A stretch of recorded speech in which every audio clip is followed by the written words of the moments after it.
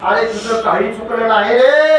अरे एकट्या पंडूराजा करता तू हा यज्ञ केलास, पण तुझ्या सगळ्या कुळाचा उद्धार झाला बाबा. अरे कोणीतरी महात्मा या यज्ञामध्ये आज येऊन तृप्त झालेला आहे. कोण महात्मा आहे? कुठं पंक्तीला बसलेला आहे? कुठं जेवण करतोय? धर्मराजा म्हणताय जेव्हा मला दाखवा. त्यावेळेला धर्माच्या हाताला धरलं कृष्णानं, आणि ज्या ठिकाणी शुकाचार्य त्या राघूच्या रूपामध्ये खडखट अन्न खात होते तिकडे हात केला. भगवान परमात्म्यानं सांगितलं, अरे धर्मा ते बघ दावितसे क्रोध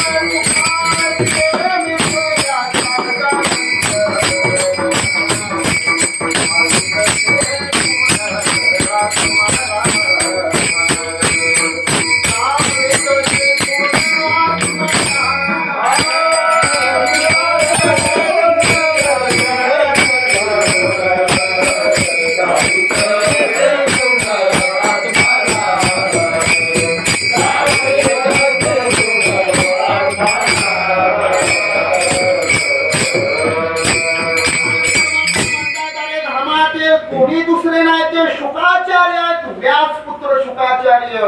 आणि तुझ्या यज्ञामध्ये त्या खडखटी अन्न खाऊन तृप्त झालेले आहेत. बघा, सामान्य महिमा नाही, धर्म मंडपामध्ये सेवा केलेले. म्हणून धर्म मंडपाचे अन्नदान करतात, कोणतीही सेवा करतात. अदृश्य रूपाने आलेले हे सगळे संत साधू तीर्थ देवता काय होतात? त्याच्या सेवेनं संतुष्ट होतात. आणि संतुष्ट झालेल्या देवता त्याच्यावर कृपेचा वर्षाव करत असतात. म्हणून धर्म मंडपामध्ये कोणतीही सेवा करा तुम्ही करा, कणा कणामध्ये बसलेल्या देवता संत साधू ऋषी तुमच्या त्या सेवेनं संतुष्ट होत असतात. मग टाळ घेणं असू द्या, धर्म मंडपात नामस्मरण करणं असू द्या. धर्म मंडपामध्ये नामस्मरण जरी केलं ना तरी ते सामान्य नाही.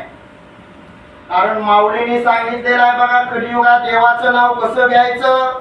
वर्तमानामध्ये काही स्वयंघोषित गुरुनी नाना प्रकार सांगितलेले आहेत. गुप्तपणे नामस्मरण करा. मग कोण नामसंख्या काउंटिंग करण्याकरता हातामध्ये यंत्र घेत आहे, कोण माळा वळतायत. टाळीची किंमत नाही. कारण भागवत धर्मानं एकट्याचा उद्धार करणाऱ्याला कधीही भागवत धर्मात सामावून घेतलेलं. जगाच्या कल्याणात सर्वांच्या विभूती परोपकारी एकट्याच्या उद्धारामध्ये लागलेला आहे. एकट्याच्या उद्धाराचा विचार करतोय. भागवत धर्माला त्याचं काळीचं कौतुक नाही. ज्ञानोबाने सांगितलं, एकटा माळा ओढत बसू नकोस. एकटा यंत्र घेऊन मनातल्या मनात नाम घेऊ नकोस. राम कृष्ण टाहो.